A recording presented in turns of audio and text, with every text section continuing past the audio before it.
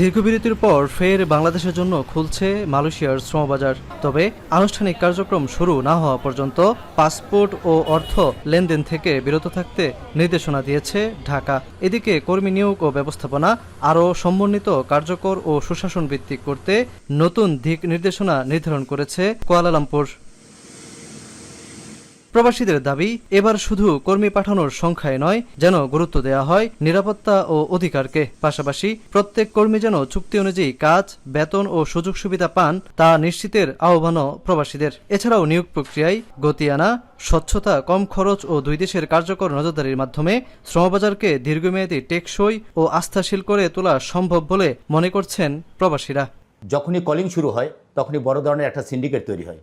এই সিন্ডিকেট তৈরি হলে প্রত্যেক শ্রমিকের ডাবল টাকা দিয়ে আসতে হয়। সরকার দৃষ্টি রাখবেন যাতে আমরা অতি তাড়াতাড়ি অল্প সময়ের মধ্যে অল্প খরচায় কলিংয়ে আসতে পারি, এবং এখানে অনেক কর্মসংস্থানের সুযোগ আছে।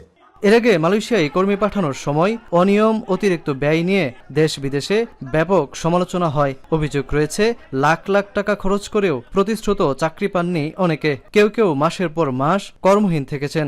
শ্রম অভিবাসন ব্যবস্থার এমন দুর্বলতা নিয়ে জাতিসংঘ সহ বিভিন্ন সংস্থা বহুবার উদ্বেগও জানিয়েছে। তবে এসব চ্যালেঞ্জ মোকাবেলা করা সম্ভব বলে মনে করেন প্রবাসীরা।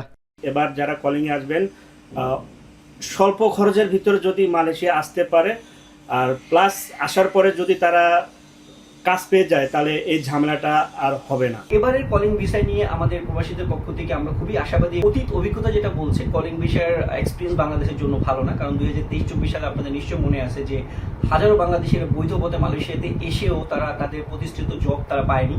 অতীতের অভিজ্ঞতা থেকে শিক্ষা নিয়ে স্বচ্ছ ও জবাবদিহিমূলক অভিবাসন ব্যবস্থার বাস্তবায়নের বিকল্প দেখছেন না বিশ্লেষকরা।